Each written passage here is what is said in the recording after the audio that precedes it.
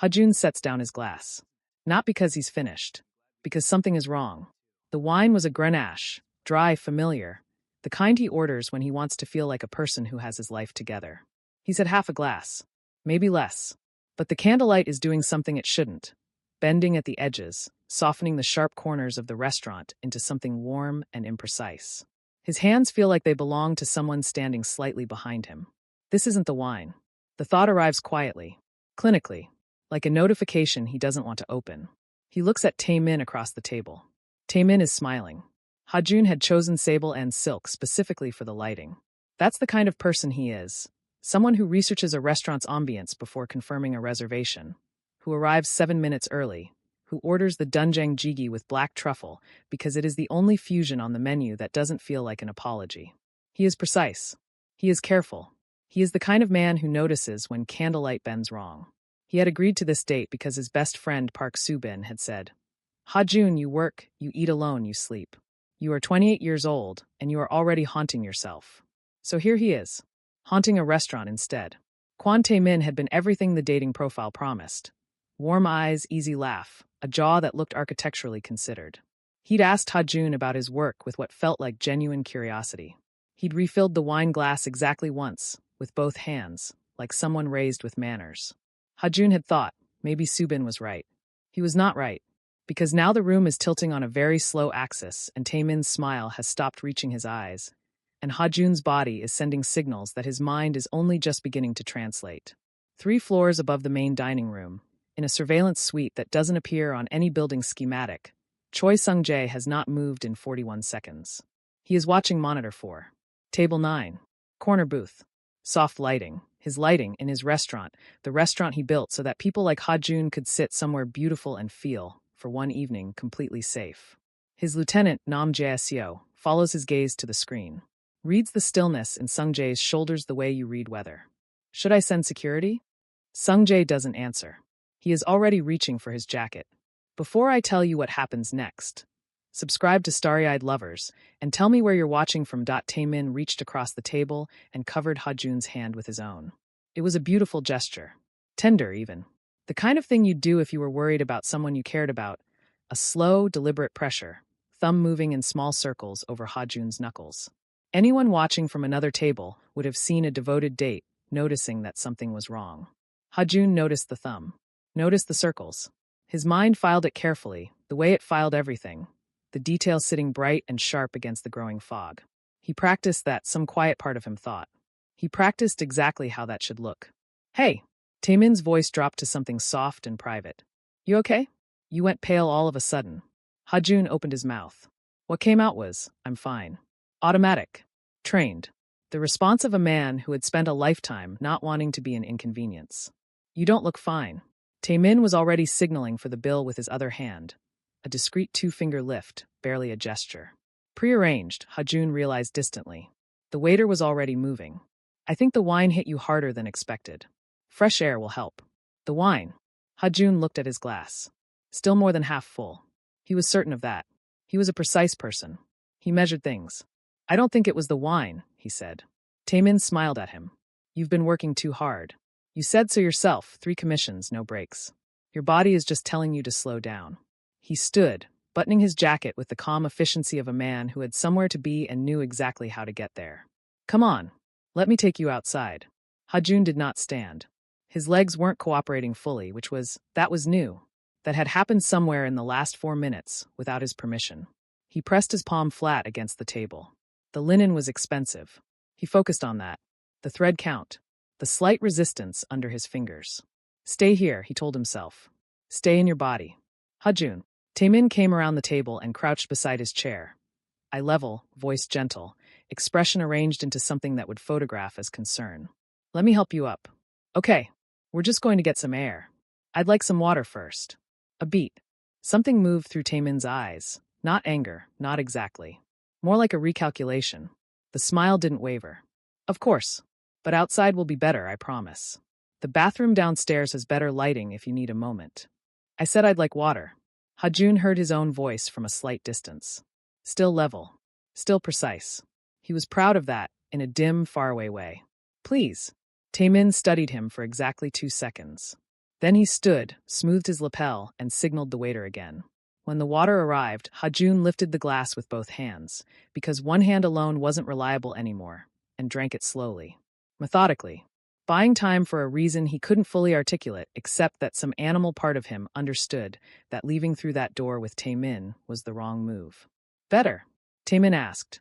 Getting there. Hajun set the glass down. Sit with me a moment. Hajun. Just a moment. He met Taemin's eyes. Held them. He watched the calculation happen again behind that warm, practiced gaze. The cost-benefit of pushing versus waiting, of a scene versus a smooth exit. Taemin was performing patience, but it had a structure to it. A timeline. Hajun was disrupting it, and the disruption was showing very slightly at the corners of his mouth. Taemin sat. He picked up his phone, checking something or pretending to, and Hajun used the 30 seconds to take inventory. His hands, unreliable. His legs, present but distant, like a phone call with bad signal. His vision, soft at the periphery, sharpest in a narrow band directly ahead. His mind, still his. Still working. Slower than usual, but his. Someone put something in my drink, he thought, with the calm of a man reading a diagnosis he had already suspected. This is a medical situation.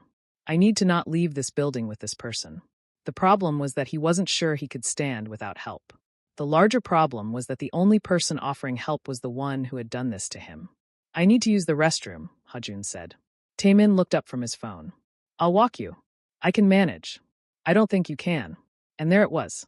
Not concern. Certainty. The voice of someone who knew exactly what was in Hajun's bloodstream and had timed this carefully and was now gently, reasonably, helpfully running out of patience. Hajun placed both hands on the table and pushed himself to standing. The room tilted once, a long, slow roll, and then settled into something he could work with. Taemin rose immediately, one hand at Hajun's elbow, the other at the small of his back. Steering. The touch of someone guiding a parcel. There we go, Taemin said quietly. Just lean on me. They moved through the restaurant.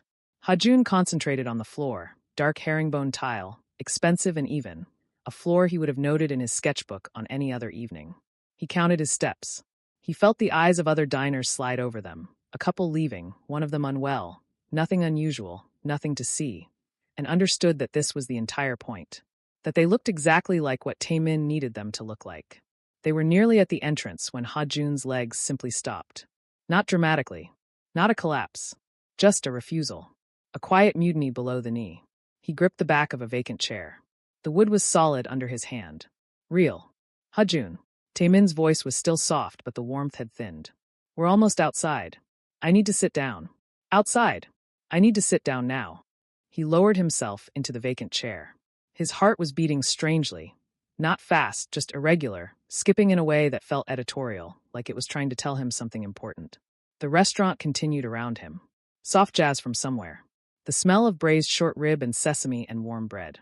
Taemin crouched in front of him again. This time the concern on his face had a different quality. Thinner. More urgent. Listen to me, he said, very quietly. You need to come with me right now. This is going to get worse before it gets better, and you don't want it to get worse here. Do you understand? Hajun looked at him. Who hired you? He asked. Taemin's expression went completely still. For 3 full seconds, neither of them moved. The jazz played. Someone laughed at a nearby table.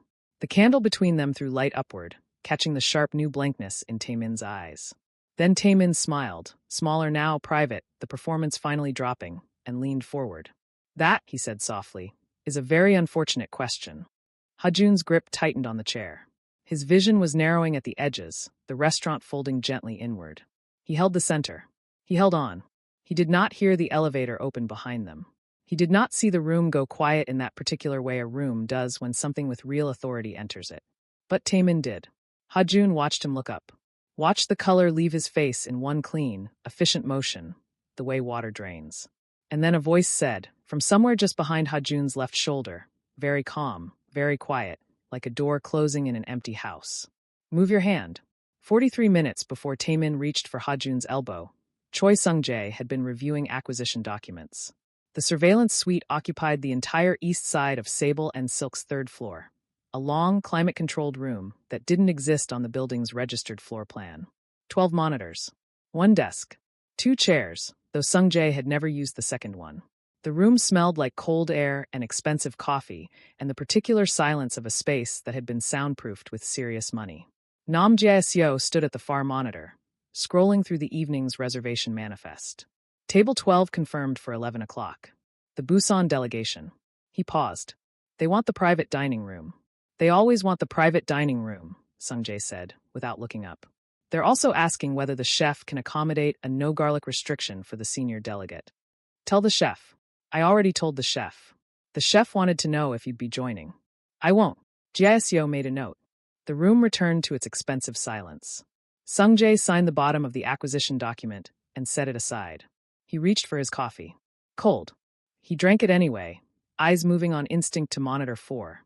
The wide-angle feed covering the main dining room's south corner, tables 7 through 11. He had installed that particular camera at a slightly lower angle than the others. He knew why. He hadn't told Jiaseo. Table 9. Corner booth. The Omega was already seated. He came in on Thursdays. Had done for 6 weeks now. Always alone, always the corner booth, always the same order. Doenjang jjigae with the black truffle modification, a glass of the Grenache, sparkling water on the side. He stayed exactly 90 minutes. He drew in a small sketchbook while he waited for his food, and he ate slowly, and he looked at the room the way an architect looks at a room. Not as a backdrop, but as a subject. Like he was reading it. Sung-jae had watched him do this for 6 weeks and had not once gone downstairs. Tonight, there was someone across the table from him. New guest at table 9, Jiaseo said from across the room. Observational. Neutral. I see him. First time. Not a regular. Jiaseo pulled up the reservation. Kwon Tae-min, booked 4 days ago. Paid the reservation deposit in cash through a third-party concierge. A pause. That's an unusual payment method for a dinner date. Sung-jae said nothing. He was watching Tae-min refill Ha-jun's glass. Both hands on the bottle.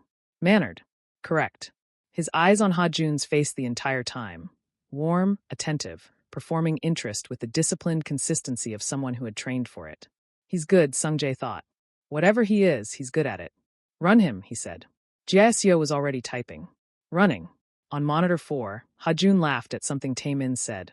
A small, surprised laugh, the kind that happens before you can decide whether to allow it. He touched the stem of his wine glass. Looked down at the table for a moment, then back up. There was something careful about the way he held himself even in laughter, like a person who had learned to keep one hand on the door. Sung-jae watched that and felt something he had no useful name for. Kwon Tae-min, Jiaseo said. 34. Listed occupation is private security consulting. No fixed employer for the past 3 years, freelance contracts, mostly short-term. He scrolled. 2 prior aliases. 1 flag from Incheon Transit Authority, 18 months ago. A person matching his description was questioned in connection with an incident involving an incapacitated passenger. Charges not filed. He stopped scrolling. He's a contractor. For whom? Unknown. The flag is isolated, no faction signature on record. On monitor 4, Tae-min's hand moved below the table line for 4 seconds. His expression didn't change. His eyes stayed on Ha-jun's face, warm and steady and utterly practiced. Ha-jun picked up his wine glass. Sung-jae stood up. The treaty, Jiaseo said immediately. Not a question. Not a protest. Just a marker. Placing the fact in the room where Sung-jae could see it clearly before he moved past it. The neutral ground doctrine. Sable and silk existed in a declared neutral zone. A designation that had taken 2 years and considerable negotiation to establish. It meant no faction business conducted on premises. It meant no intervention in external disputes. It meant that what happened between 2 civilians at Table 9, regardless of what it was not Sung-jae's jurisdiction. I know what the treaty says, Sung-jae said. The council will have questions. Let them. Sung-jae. Jiaseo's voice was quiet, measured. The voice of a man who had worked beside him for 11 years and had earned the right to speak plainly. If this guest has a faction connection we haven't identified yet, intervening could be interpreted as a declaration. You'd be handing Baek Ju-won a legitimate grievance. On monitor 4, Ha-jun set down his glass. Something changed in his posture, subtle, a millimeter of stillness entering his shoulders. He was noticing. Whatever was in that glass, it was moving fast, and some precise, careful part of him was already beginning to read the situation. He knows something is wrong, Sung-jae thought. He's holding on. He comes here every Thursday, Sung-jae said. Jiaseo was quiet. He orders the same thing. He sits in the same booth. He draws in that sketchbook until the food arrives, and then he puts it away because he thinks it's impolite to draw while eating. Sung-jae picked up his jacket from the back of the chair. He tipped the Thursday server 40% on a mid-range bill for 3 weeks in a row because she told him once that Thursdays were slow. He shrugged the jacket on. He comes to my restaurant. He sits under my lights. He is not a faction problem, Jieseo. He is a person. Jieseo looked at him for a long moment. Something moved through his expression, not surprise exactly. More like confirmation of a thing he had quietly suspected for some weeks. And if the council asks why you intervened? Sung-jae straightened his cuff. On the monitor, Taemin was rising from his seat, hand extending toward Hajun's elbow, the whole performance tilting now toward extraction. Tell them the restaurant has a policy, Sung-jae said, against guests being poisoned at the table. He moved to the private elevator at the room's north wall. Press the call button. The doors opened immediately. It was always ready, because he had designed this building, and he had designed it to be ready. I'll have the car brought around, Jieseo said behind him. And I'll call Dr. Shin. Sung-jae stepped inside. And Sung-jae. Jieseo's voice caught the elevator doors just before they closed. Try not to break anything in the dining room. The doors shut. The elevator began to descend. On the monitor, Jieseo now watched alone. Choi Sung-jae's corner booth remained empty. Acquisition documents signed and stacked and utterly forgotten. Coffee gone cold beside them. The elevator opened behind the host station, behind a panel that looked like lacquered wall and was, to anyone who hadn't built it, simply lacquered wall. Sung-jae stepped out without hurry. The dining room received him the way rooms always received him. A ripple, moving outward from his entrance like something dropped into still water. It wasn't loud. It was never loud. A server adjusted course without knowing why. A sommelier straightened. 2 men at the bar, who had the particular stillness of people paid to have it, clocked him immediately and went very carefully back to their drinks. Sung-jae walked toward table 9. He didn't walk fast. Speed would have made it a scene, and he had no interest in scenes. He walked at the pace of a man who owned the floor beneath his feet, which he did, and who had already decided how this would end, which he had. He saw Hajun first. Sitting in the chair he'd pulled himself back into, both hands gripping the armrests, jaw set with the focused effort of someone trying to remain vertical through determination alone. His eyes were glassy but present, still tracking. That precise, careful mind still running, even as the body underneath it quietly failed. Then he saw Taemin crouch forward and say something low, and watched Hajun's expression tighten in response. Not fear exactly. Something more controlled than fear. Recognition. Sung-jae arrived at the table and stopped. He didn't speak immediately. He stood at the edge of the booth and let the silence do its work, the way silence always did when it had enough weight behind it. Taemin looked up. The color left his face. Move your hand, Sung-jae said. Taemin's hand was still at Hajun's elbow. It dropped. Immediately, reflexively, the way a hand drops when the nervous system overrides the plan. Hajun turned his head slowly toward the voice. His eyes found Sung-jae and stayed there, steady despite everything, with the focus of a man using his last reliable resource. Sung-jae didn't look at him yet. He pulled out the chair across from Taemin and sat down. Unhurried. He rested one hand flat on the table and regarded Taemin with the patient, clinical attention of someone identifying a particular type of problem. You're going to want to sit, he said. Taemin sat. His body made the decision before his mind agreed to it. I don't want any trouble, Taemin said. His voice had shed its warmth entirely. What remained was flat, professional, the voice underneath the performance. This doesn't involve the pact. This is a private contract. You're in my restaurant. Neutral ground. Neutral ground, Sung-jae agreed pleasantly, means I don't conduct business here. It does not mean I watch someone be poisoned at my table and consider it a private matter. He tilted his head slightly. Who is the contract with? Taemin's jaw tightened. I'm not going to tell you that. That's fine. Sung-jae reached into his jacket pocket and set his phone on the table, screen up. A single contact was open. Taemin looked at it. Something moved through his face, a rapid private calculation, the math of consequences arriving all at once. You can tell me here, or you can tell Jieseo in a less comfortable room. The second option takes significantly longer. A long pause. The jazz played. Someone at a nearby table ordered dessert. Baekju won, Taemin said quietly. Sung-jae absorbed this without visible reaction. He picked up his phone, put it back in his pocket, and stood. He buttoned his jacket with the same measured calm he'd carried through the entire conversation. Here's what's going to happen, he said. You're going to stand up, walk through the front door, and not stop walking. You're going to contact whoever is waiting outside and tell them the pickup isn't happening. And then you're going to make yourself very difficult to find for a very long time." He paused. "Not if you understand." Taemin nodded. "Good." Sungjae glanced toward the bar. One of the two still men was already moving, drifting toward the entrance with the casual purpose of someone heading for a coat check. An escort, invisible to everyone else in the room. "Go." Taemin went. Sungjae watched him until he cleared the front door. Then he turned and crouched beside Ha-jun's chair, bringing himself to eye level, and looked at him properly for the first time. Ha-jun looked back. His grip on the armrests hadn't loosened. There were faint shadows of effort around his eyes. The look of someone who had been fighting to stay conscious through an act of pure will. "Ha-jun SSI, Sungjae said, quietly enough that it existed only between them. "I'm going to take you somewhere safe. Do you understand?" "I understood everything," Ha-jun said. His voice was slower than usual, but precise. "The whole conversation. I heard it." Something shifted in Sungjae's chest, small and unfamiliar. "I know," he said. "I could tell. Baekju won." Ha-jun's eyes stayed on his. "I don't know who that is." "I do. We'll talk about it later." Sungjae stood and shrugged off his jacket. He settled it across Ha-jun's shoulders without asking, the dark fabric swallowing him slightly. Ha-jun was lean, fine-boned in the way of someone who forgot to eat when he was working. "Can you stand if I help you?" "I can try." "That's enough." He got an arm around Ha-jun's back, and Ha-jun got one arm across his shoulders, and they stood together, not gracefully but completely. Ha-jun's weight leaned into him, and Sungjae took it without adjustment, without comment, like it was simply a thing that was happening and he had already decided to be equal to it. They moved through the restaurant, but not toward the front. Sungjae steered them left, past the service corridor, through the door that staff used and guests never saw. The kitchen opened around them, hot and bright and loud, the controlled chaos of a full dinner service, and every person in it found somewhere else to look the moment Sungjae came through the door. "Careful," Sungjae said, at a slight step down near the back prep station. "I see it," Ha-jun said. They moved through the kitchen and out through the loading bay, where the night air arrived cold and immediate. A black car was already waiting, engine running.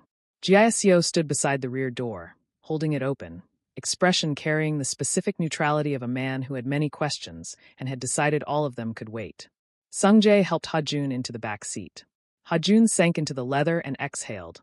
A long, slow release, the sound of a person finally allowing their body to acknowledge what had been happening to it. Sungjae got in beside him. The door closed. The car moved. In the silence of the back seat, Ha-jun turned his head against the headrest and looked at him. The jacket was still around his shoulders. He hadn't let it slip. "You knew my name," he said. Sungjae kept his eyes on the road ahead. "Yes." A pause. "How long have you been watching me?" A longer pause. "Long enough," Sungjae said, "to know you tip well on Thursdays." Ha-jun closed his eyes. Somewhere under the fog of the drug and the cold and the aftermath of held-together terror, something almost like a quiet laugh moved through him. Then sleep took him. Before I tell you what happens next, subscribe to Starry-Eyed Lovers, and tell me where you're watching from. The first thing Ha-jun noticed was the ceiling. It was high, genuinely high, not the performed height of a hotel room trying to suggest luxury, but the real architectural kind that came from a building designed with intention. The material was pale concrete with a single inset beam running east to west, clean and structural and honest. A person who knew nothing about buildings might have found it cold. Ha-jun found it immediately legible, the way a familiar language is legible even when you're not quite awake. He lay still and let his eyes move around the room. White linen, dense and pressed, tucked with the precision of someone who cared about such things. A nightstand in dark walnut, bare except for a glass of water and a small folded card he couldn't read from this angle. Curtains drawn against a darkness that suggested very late or very early, the ambiguous hours. Somewhere beneath the room's curated quiet, the distant suggestion of a city that never fully slept. Cedar. The room smelled like cedar and something faintly mineral, like stone after rain. His head ached with a focused, specific quality. Not the diffuse throb of too much wine, but something more targeted, chemical, a headache that knew exactly what it was and why it was there. His hands, when he lifted them, responded correctly.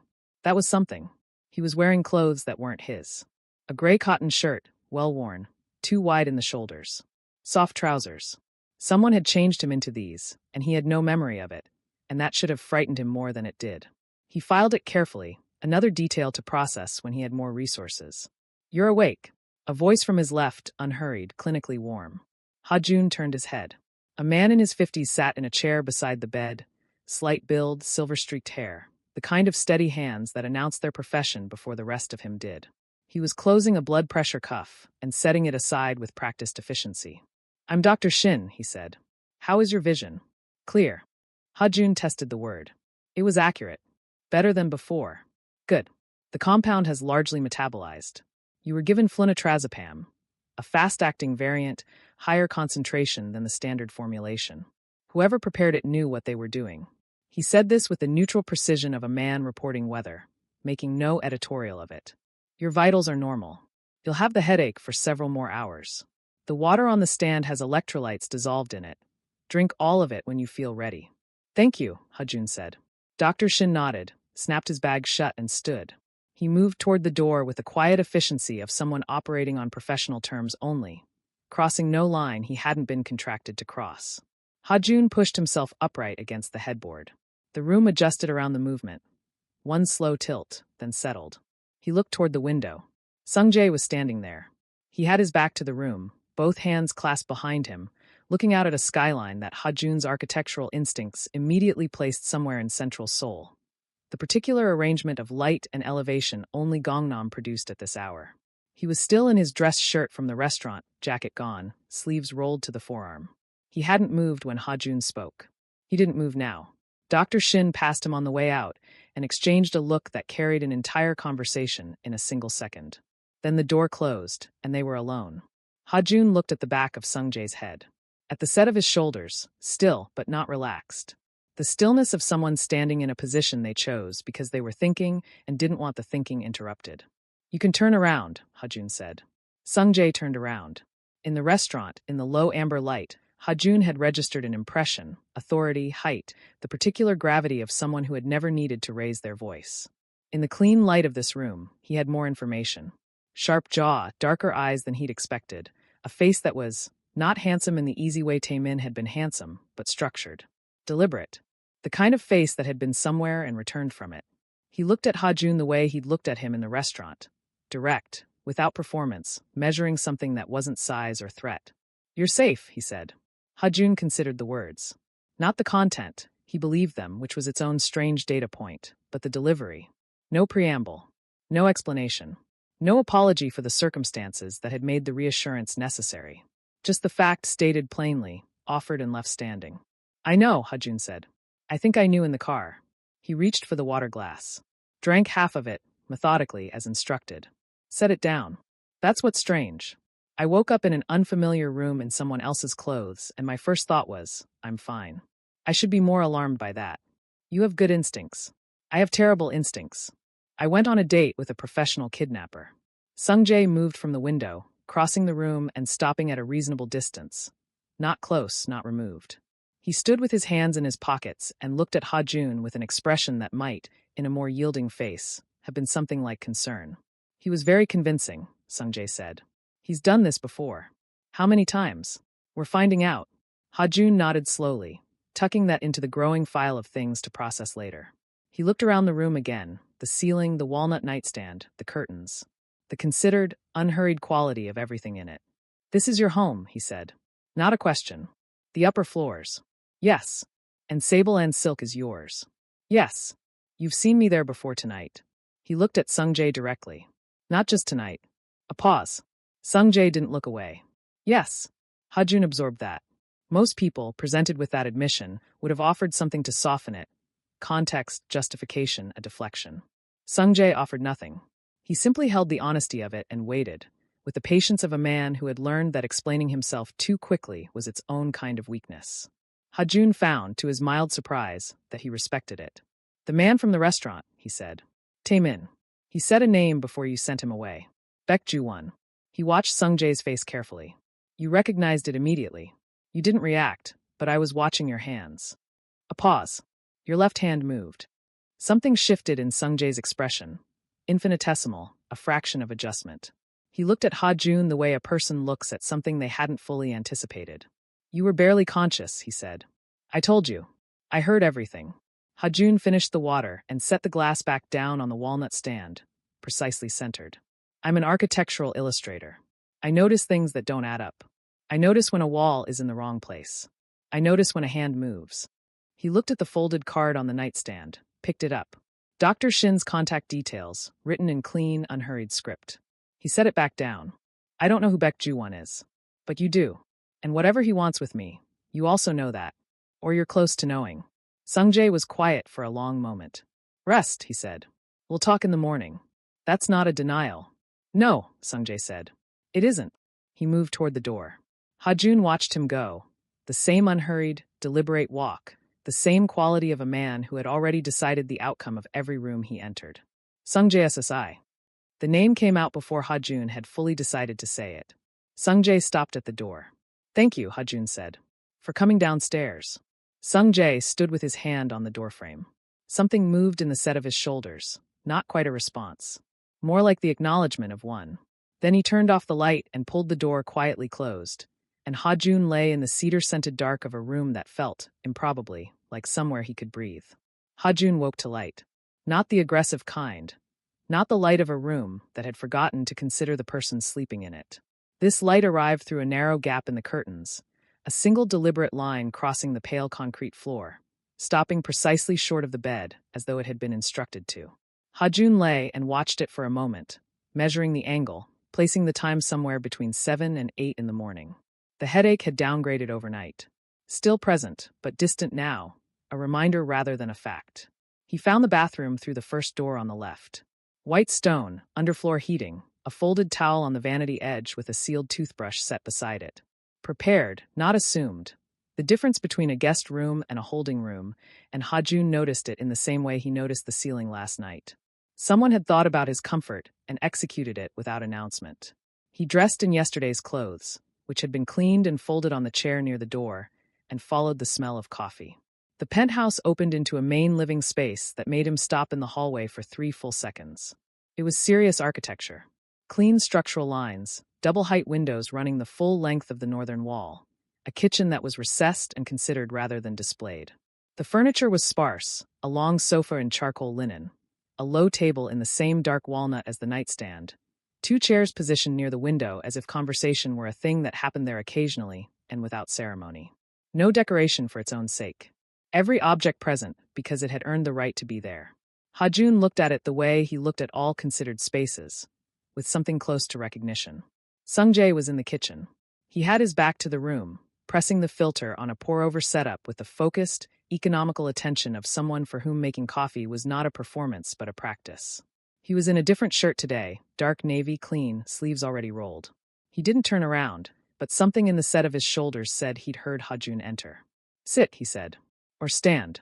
The view is better from the window. Ha-jun went to the window. Seoul spread below in its full morning complexity, layered, dense, the particular organized chaos of a city that had rebuilt itself several times and remembered all the versions. He found the restaurant district by instinct, traced the street sable and silk was on without meaning to. Some part of his brain was always mapping. The coffee arrived at his elbow without ceremony. He turned to find Sung-jae standing beside him, holding out a second cup, already looking back at the city. Ha-jun took it, drank. It was very good, precise, low acidity, the kind of coffee that had been calibrated rather than just made. He wasn't surprised. They stood in silence for a moment. Outside, a delivery truck moved along the street below. A small thing, the ordinary morning carrying on. Flunitrazepam, Sung-jae said. High concentration variant. It's not something you find easily. Whoever supplied Kwon Tae-min had access to a specific network, medical or otherwise. Ha-jun turned the name over. He'd heard Dr. Shin say it last night, but hadn't fully filed it. Now he did, slotting it into its proper place, the way he slotted a structural discrepancy into a floor plan. A fact with implications. How long would it have taken, he asked, to fully incapacitate you? Another 4 minutes. Possibly 3. Sung-jae's voice carried no drama. Just accuracy. You held on longer than most would have. I had motivation. Ha-jun drank his coffee. Tae-min was hired. You confirmed that in the restaurant. Yes. By Baek Ju-won. Yes. Ha-jun nodded once. He looked at the city rather than at Sung-jae, giving the information room to settle. And you know why. Or you're close to it. You said we'd talk this morning. Sung-jae was quiet for a beat. I know part of it. GISCO is completing the picture. Tell me the part you know. Sung-jae turned from the window and moved back toward the kitchen. He refilled his cup, leaned against the counter edge, not sitting, the posture of someone who thought better on their feet, and looked at Ha-Jun across the open space between them. Kwon Tae-min has done 4 confirmed extractions in the past 2 years. All of them for the same contractor. All of the targets were civilians, no faction affiliation, no criminal record. All of them had, in some professional capacity, intersected with one of Baek Ju-won's operations. He paused. None of them were found afterward. The words landed cleanly. Ha-Jun received them without flinching, which Sung-jae noted with the same quality of attention he gave everything. "You're telling me I was going to disappear," Ha-Jun said. "Yes. And you're telling me it's connected to my work. That's the part JSO is completing."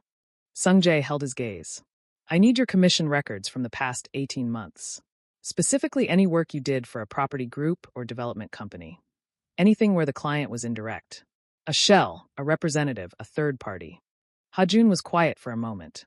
He set his coffee down on the low table and stood very still in the northern light, and Sung-jae watched him think. Watched the precise, architectural mind move through its inventory, pulling files, cross-referencing, running the same calculation a structural engineer runs when a load-bearing wall turns out to be in the wrong place. "There was one," Ha-Jun said slowly. 8 months ago. A mixed-use development in Mapo. The client was a property group, Trident Holdings. I never met the actual owner. Everything went through a legal representative." He paused. The brief was unusual.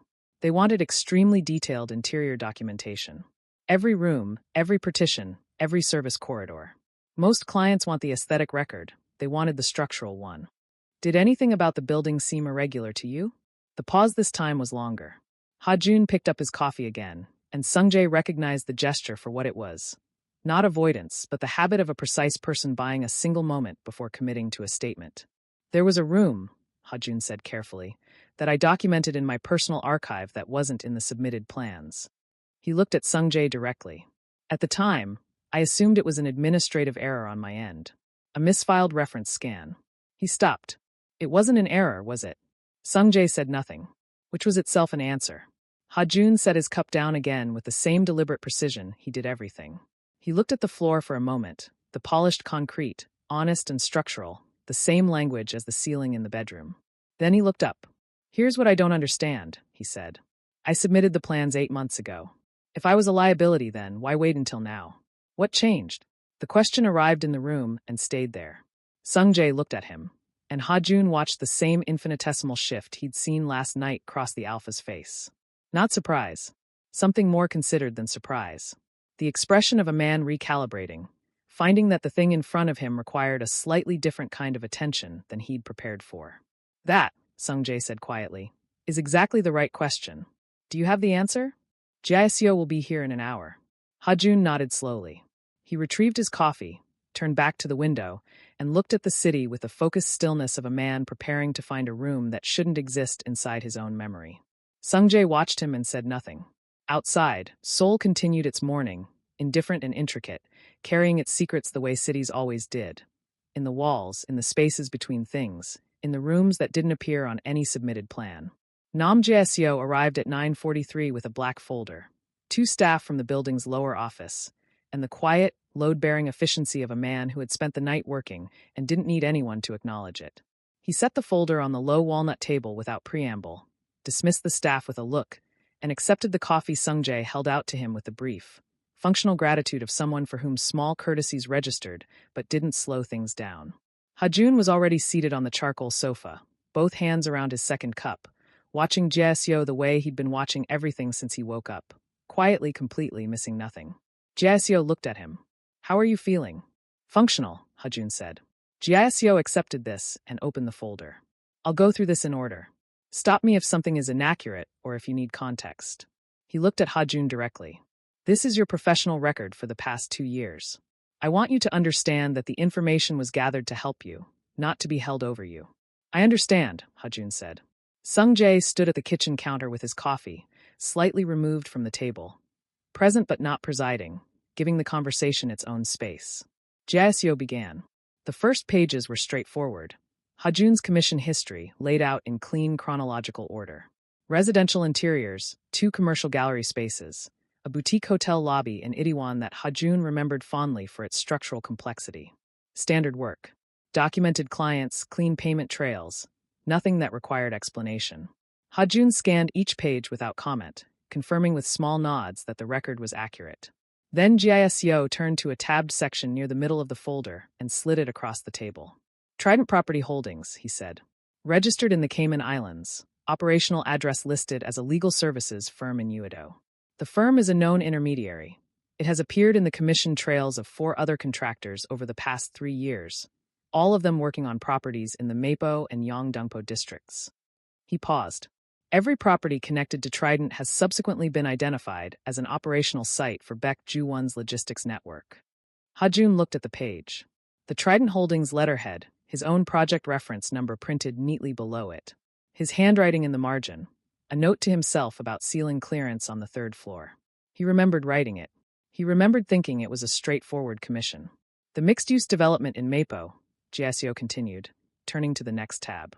Officially registered as a commercial and residential complex. Permitted use. Retail ground floor, office floors 2 through 4, residential floors 5 through 8. He set a building schematic on the table. Not Ha-Jun's version, a different one. The registered version. This is what was submitted to the City Planning Authority. Then he set a second schematic beside it. Ha-Jun went still. It was his documentation. His line weights, his notation style, his reference codes in the margins. The personal archive version, the one he kept for his own records, the one that was more complete than what clients typically requested. This is mine, he said. Yes. We recovered it from a server associated with Trident Holdings' legal representative. They obtained a copy without your knowledge, approximately 6 months after you submitted your final commission deliverables. Ha-Jun looked at the 2 schematics side by side, the registered version and his own. He found the discrepancy in under 10 seconds, because he had drawn both and he knew every line of his own work. The subbasement level. On the registered schematic, a mechanical services room, standard dimensions, nothing unusual. On his personal documentation, a different room entirely. Larger. Reinforced. A separate ventilation line running parallel to the main building system, accessed by a corridor that the registered plans had redrawn as a solid wall. I documented that room during the structural survey phase, Ha-Jun said slowly. It was already built when I arrived on site. I assumed it was a legacy space from the original building. The development was a partial renovation. I noted it because I note everything. He looked at Giseo. I flagged it to the legal representative. He told me it was a decommissioned utilities space, and that it wouldn't be included in the final brief. He lied, Giseo said without inflection. That room is a subterranean transfer vault. Climate-controlled, independently powered, with a vehicle access corridor running beneath the south foundation wall. It is the primary holding and transit point for Baek Ju-won's import network, specifically for pharmaceutical compounds moving through the Meipo distribution chain. He turned one more page. Your documentation of that room is the most complete architectural record of that vault in existence. The measurements, the ventilation system, the access points, the load-bearing specifications of the walls. He looked at Ha-Jun steadily. You drew a blueprint of his most protected operational asset and kept a copy of it. The room was quiet. Ha-Jun looked at his own handwriting in the margin of the schematic. Ceiling clearance, for 0.2 m. Rebar density, non-standard. Independent HVAC line, verify origin point. He had verified the origin point. He had noted it in a separate reference file. He had been thorough because he was always thorough and because thoroughness was the entire point of his work. He didn't know I had the personal archive copy, Ha-Jun said. When I submitted the commission deliverables, I removed the subbasement documentation from the client package. Standard practice for anything I flag as potentially irregular. I keep it separately until the client confirms what they want included. He looked at Giseo. So for 6 months he thought the documentation was contained. Yes, until Trident's representative found the server copy. How? Your cloud backup service was compromised. A low-level intrusion, the kind that takes months to execute quietly. They found the file 4 weeks ago. Giseo closed the folder with the precision of someone who had delivered all the necessary facts and knew it. That is what changed. That is why Taemin was hired now rather than 8 months ago. Ha-Jun sat with this. The logic of it assembling itself cleanly in front of him, each piece finding its place, the commission, the room, the archive copy, the 4-week timeline. An architectural problem with a very clean causal chain. He looked at Sung-jae. Sung-jae was watching him from the kitchen counter with that same quality of attention. Steady, undemanding, giving him the space to arrive at his own conclusions at his own pace. He found the file 4 weeks ago, Ha-jun said. Which means he knows I have it. And he knows I've seen that room. Which means even if the server copy was deleted. You're still the liability, Sung-jae said. Because you drew it. Because it's in here. He looked at Ha-jun directly, and for the first time something in his voice carried an edge that wasn't quite clinical. Something lower, with more weight in it. You remember everything you document, don't you? It wasn't really a question. Ha-jun looked at the schematic on the table. His own lines, his own notations, the precise and faithful record of a room that was never supposed to exist in anyone's documentation. Every measurement, he said quietly. Every wall. Jieseo picked up his coffee. The city moved outside the window, indifferent as always. On the table between them, Ha-jun's own handwriting looked back at him. Meticulous, thorough, and as it turned out, the most dangerous thing about him. Before I tell you what happens next, subscribe to Starry-Eyed Lovers and tell me where you're watching from. Jieseo left the folder. He didn't make a ceremony of it. Simply stood, buttoned his jacket, and told Sung-jae he'd have the secondary analysis ready by early afternoon. He acknowledged Ha-jun with a brief, respectful nod that carried something Ha-jun hadn't expected. Not pity. Something closer to recognition. One precise person acknowledging another. Then he was gone, and the penthouse returned to its considered quiet. Ha-jun sat with the folder open on the table in front of him and didn't touch it for a full minute. He was aware of Sung-jae moving in the kitchen behind him. The quiet sounds of a second round of coffee being prepared, unhurried, giving him the silence without making a point of giving it. I need my laptop, Ha-jun said. Jieseo had it brought up this morning. It's on the desk in the study. A pause. Second door on the left. Ha-jun found it exactly where Sung-jae said. His own laptop, closed, centered on a desk that was otherwise bare. Someone had charged it overnight. The cable was still connected, neatly routed along the desk edge. He stood and looked at that small, considered detail for a moment, then sat down, opened the machine, and went to work. His personal archive was organized the way his mind was organized, hierarchical, obsessively indexed, every project folder carrying the same internal structure regardless of scale. Client brief, site survey, reference documentation, personal notation files. He navigated it without thinking, the way a person navigates their own home in the dark. He found the Trident Holdings folder and opened it. The client deliverable package was there. The version he had submitted, cleaned and finalized, the sub-basement documentation removed as he'd described. He opened it first, not because he needed to confirm what was in it, but because he needed to hold the baseline clearly before he looked at anything else. Then he opened his personal archive subfolder. The full site survey. Every floor, every elevation, every service corridor documented in the obsessive, methodical way that was simply how he worked. Not because anyone asked him to be that thorough, but because incompleteness felt, to him, like a kind of dishonesty. He opened the sub-basement file. It was there. His own scan, his own notation layer, his own measurements annotating a room that the registered building plans described as a standard mechanical services space, and that his survey had found to be something else entirely. He had noted the discrepancy at the time in his reference log. A single line. Dimensions inconsistent with registered permit. Client rep advised decommission space, exclude from final brief. Retained for personal record per standard practice. Standard practice. He had written it off as an administrative irregularity and filed it and moved on to the next commission. The way a careful professional moves on when a client says don't worry about it and the job is otherwise complete. He pulled up the registered schematic side by side with his personal survey on a split screen. And then he saw it. Not the sub-basement discrepancy. He already knew about that. Something else. Something smaller, quieter. The kind of thing you would only find if you were looking at both versions with the specific intention of finding what didn't match. The ventilation notation on the third floor.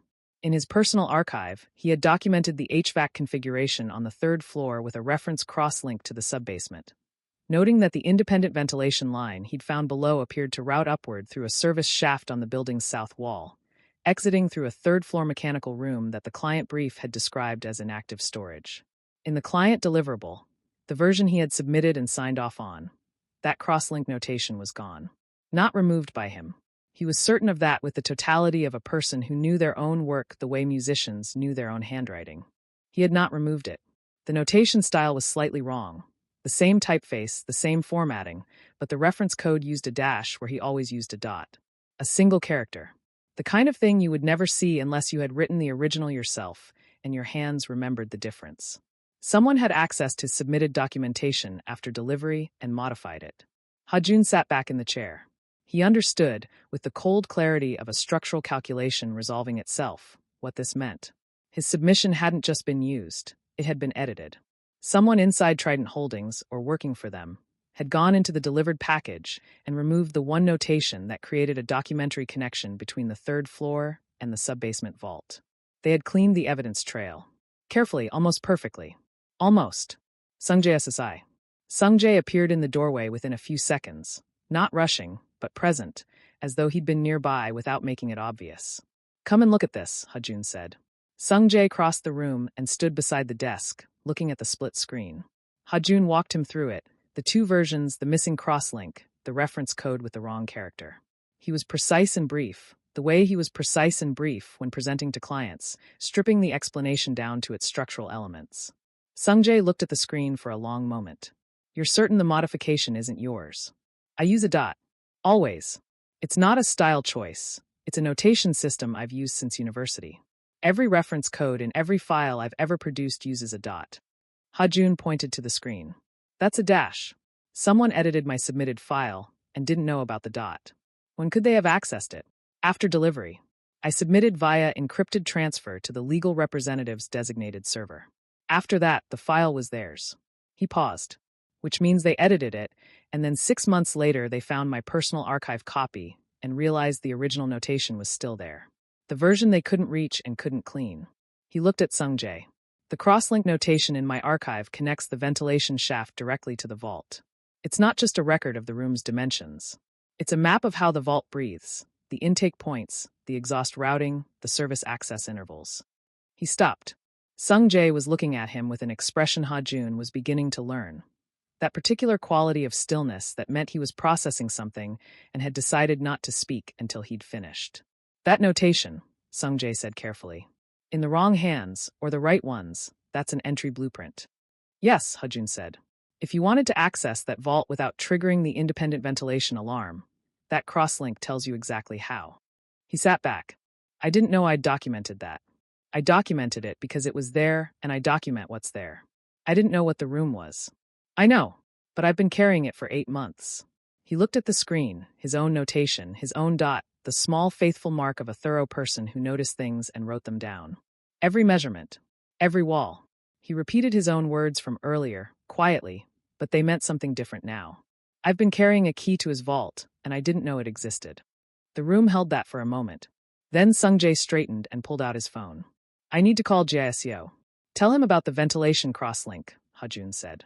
And tell him to check whether the legal representative's server access logs show who made the modification and when. There will be a timestamp. Whoever edited that file left a timestamp. Sungjae paused in the doorway and looked back at him. You're already 3 steps ahead, he said. It wasn't quite a question. Hajun looked at his own handwriting on the screen. The dot, the dash, the 1-character distance between his version and theirs. I designed the room, he said simply. I know where everything is.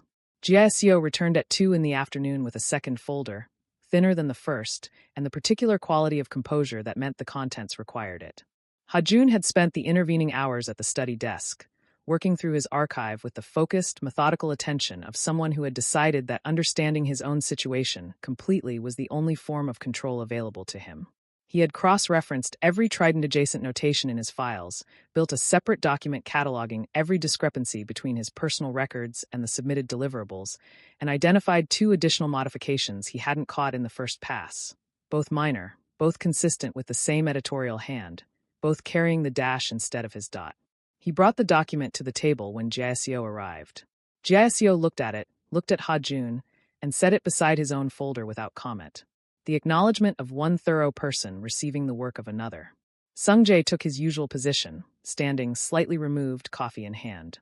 The geometry of the 3 of them had established itself naturally over the course of the morning. Giasio presenting, Hajun receiving, Sungjae holding the perimeter of the conversation with his particular quality of present stillness. The timestamp, Hajun said. Confirmed, Giasio said. The modification was made 19 days after your delivery. The server access log shows an internal edit by a credentialed user, the legal representative's own login. He didn't outsource it. He did it himself, which means he reviewed your documentation personally, and found the cross-link notation. He opened his folder. He spent 11 minutes in the file, removed one notation, then closed it and didn't access it again. He thought he'd contained it, Ha-jun said. Yes, until the archive copy surfaced 4 weeks ago. Giacio turned a page. We also confirmed the identity of Trident Holdings' operating principal. The shell has 3 layers, but the terminal ownership traces to a holding company registered under a nominee director in Jeju. The nominee is a known associate of Baek Ju-won's legal infrastructure. He looked up. There is no ambiguity. The Mapo building is his. The vault is his. And your documentation is the only external record of its precise configuration. Ha-jun nodded once. He'd already arrived at this conclusion, but hearing it confirmed by Giaccio's evidence trail had a different weight. The weight of a thing becoming official, moving from calculation to fact. There's a second matter, Giaccio said. His voice shifted. Not dramatically, but Ha-jun had been listening to it all morning, and he caught the adjustment. A careful recalibration, the tone of someone about to place something delicate on the table. This one is more complex. He turned to a new section of the folder and set a single document in the center of the table.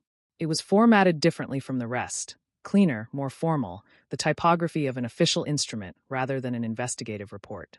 Ha-jun read the header, Interfaction Neutral Ground Doctrine, Revised Protocol, Article 7. The Alpha Council, Giacio said, governs conduct between the recognized faction leaders in Seoul and the surrounding metropolitan territories. The council has 9 seats. Sungjae holds 1. Baek Ju-won holds another. He paused. The neutral ground doctrine was established 4 years ago following a territorial dispute that cost both factions significant losses. It exists to prevent direct conflict between recognized alphas by establishing binding protocols for the resolution of cross-faction incidents. Ha-jun looked at the document. Then he looked at Sungjae. Sungjae was looking at the window. Article 7, Giacio continued, addresses civilian entanglement.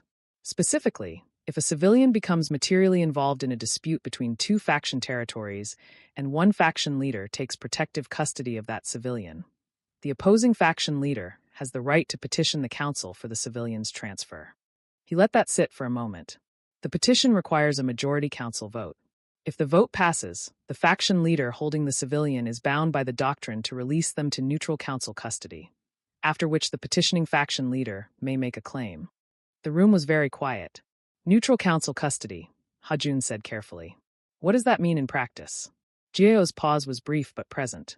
In practice, it means a holding period of 72 hours during which the council nominally reviews the claim. In practice, it means access. Baek Ju-won's council relationships are established. The review period has historically functioned as a transfer mechanism rather than a genuine deliberation. Ha-jun absorbed this with the stillness of a person doing rapid structural calculations. So the doctrine that's supposed to protect civilians is, in this specific application, the mechanism by which I would be handed to the person who tried to have me disappeared. That is an accurate summary, Giacio said. Has Baek Ju-won filed the petition? Not yet. He filed a preliminary notice of intent this morning, which is a procedural step required before a formal petition. It gives the holding party 24 hours to respond before the petition activates. Giacio closed the folder. The notice was filed at 9:15. The response window closes at 9:15 tomorrow morning. Ha-jun turned to look at Sungjae directly. Sungjae had turned from the window during Giacio's explanation. He was looking at Ha-jun now with that steady, undemanding attention, but something underneath it had changed. The stillness had a different quality. Denser. The stillness of a decision already made that hadn't been spoken yet. The other faction leaders, Ha-jun said. They're watching. All 8 remaining seats, Giacio confirmed. A pact leader breaking the neutral ground doctrine without council authorization would be unprecedented. It would be read as a declaration of unilateral authority. Several seats would see it as destabilizing. He paused. Several seats would also quietly respect it. The council's relationship with Baek Ju-won is functional, but not warm. He holds his position through leverage rather than loyalty. Another pause. That distinction matters, but it doesn't change the formal calculus. Legally, within the doctrine's framework, compliance is the required move. Compliance, Ha-jun repeated. The word sat in his mouth with a specific texture. Yes. Ha-jun looked at the Article 7 document on the table. He looked at the formal, clean typography of a protocol designed to prevent war and currently functioning as a delivery mechanism. He thought about the room in the Mapo building. He thought about Taemin's practiced smile and the 4 people who had been extracted before him and not found afterward. He thought about the dot and the dash, the 1 character distance between his record and their erasure of it. Then he looked at Sung Jae and asked the question quietly, without drama, the way he asked all his precise questions. "What are you going to do?" Sung Jae held his gaze. The silence lasted long enough to be its own kind of answer. Not evasion, but weight. The weight of a man standing at the edge of something and looking at it clearly before he stepped. "Jiaeseo," he said, without breaking eye contact with Ha-jun. "Draft the response to the preliminary notice." What should it say? Sung Jae finally looked away from Ha-jun, toward the window, toward the city, toward whatever version of the next 24 hours he was already building in the architecture of his mind. "Tell them we received it," he said. "Tell them we're reviewing the doctrine's applicability." A pause. "And tell them we'll need the full 24 hours. Jiaeseo made a note. Ha-jun looked at Sung Jae's profile against the window, the clean, deliberate lines of a face that had already decided and was simply not yet ready to say it out loud. Outside, Seoul held its breath. The clock had started. The council's envoy arrived at 8:45 the following morning. Ha-jun heard him from the study. The elevator, the brief exchange with whoever Sung Jae had stationed in the entry, then footsteps crossing the main living space with the measured, deliberate pace of someone who had done this before and understood that pace communicated authority. He should have stayed in the study. He knew that. Instead, he found himself in the hallway, standing just beyond the point where the corridor opened into the living room, close enough to hear everything and far enough that no one had technically told him to leave. The envoy was a man in his 60s, silver-haired, dressed in the kind of understated suit that announced serious money without itemizing it. He carried a slim document case and the specific composure of a man accustomed to delivering verdicts. He stood in the center of the living room and didn't take the seat Jiaeseo had indicated, which was itself a message. Sung Jae stood opposite him. No jacket, sleeves rolled, coffee absent for once. The posture of someone who had decided this meeting didn't require the performance of hospitality. "The council has reviewed Baek Ju-won's preliminary notice," the envoy said. His voice was measured, professionally neutral, the voice of an instrument rather than a person. "The consensus is that Article 7 applies without ambiguity. The civilian in question entered your custody directly from a neutrality zone incident on your registered premises. The doctrine's provisions are clear." He set the document case on the low table. "The formal petition activates in 32 minutes. The council is requesting your compliance position before that activation, as a matter of procedural courtesy." He opened the document case and placed a single sheet on the table, clean, formal, a signature line at the bottom. "This is a voluntary transfer acknowledgement. It confirms that the civilian will be released to council custody by noon today, avoiding the need for a formal vote." He looked at Sung Jae with the careful neutrality of a man who was neither sympathetic nor hostile, simply present. "The council considers this the most stable resolution available." Sung Jae looked at the document on the table. He didn't pick it up. The silence ran for 10 full seconds. Ha-jun counted them, standing in the hallway with his shoulder against the wall, not breathing in any meaningful way. "No," Sung Jae said. One word. Quiet, final, carrying no more weight than it needed to because it didn't need any more than it already had. The envoy looked at him. Something moved in his composed expression. Not surprise, Ha-jun thought. Something more like confirmation. As though he had presented this document knowing what the answer would be, and had come anyway, because protocol required the attempt. "You understand what this means," the envoy said. "Yes.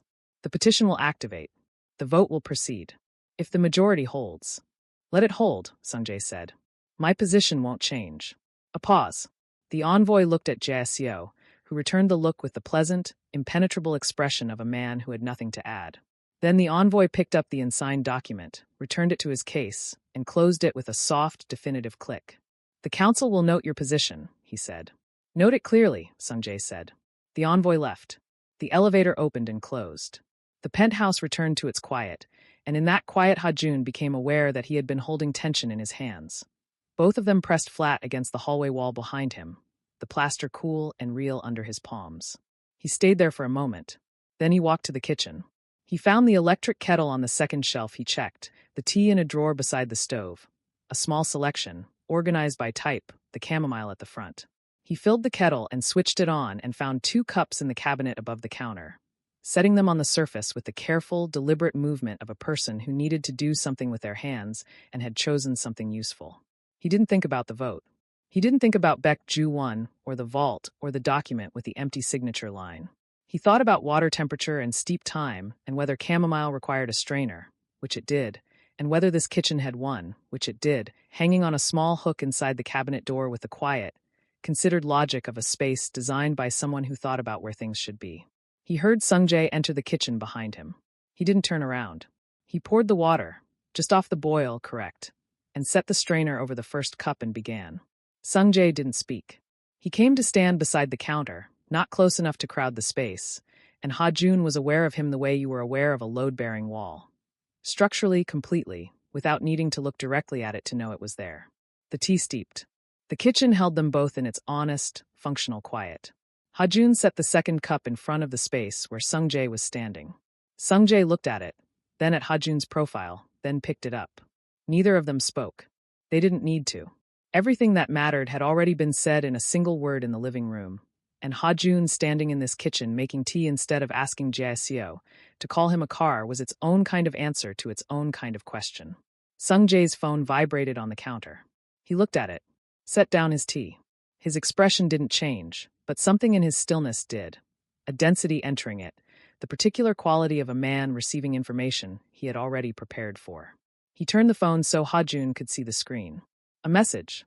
No sender name, just a number and 4 words. The clock has started. Ha-jun looked at it. Then he looked at Sung-jae. Okay, he said quietly. Sung-jae picked up his tea. Outside the kitchen window, Seoul continued its mourning.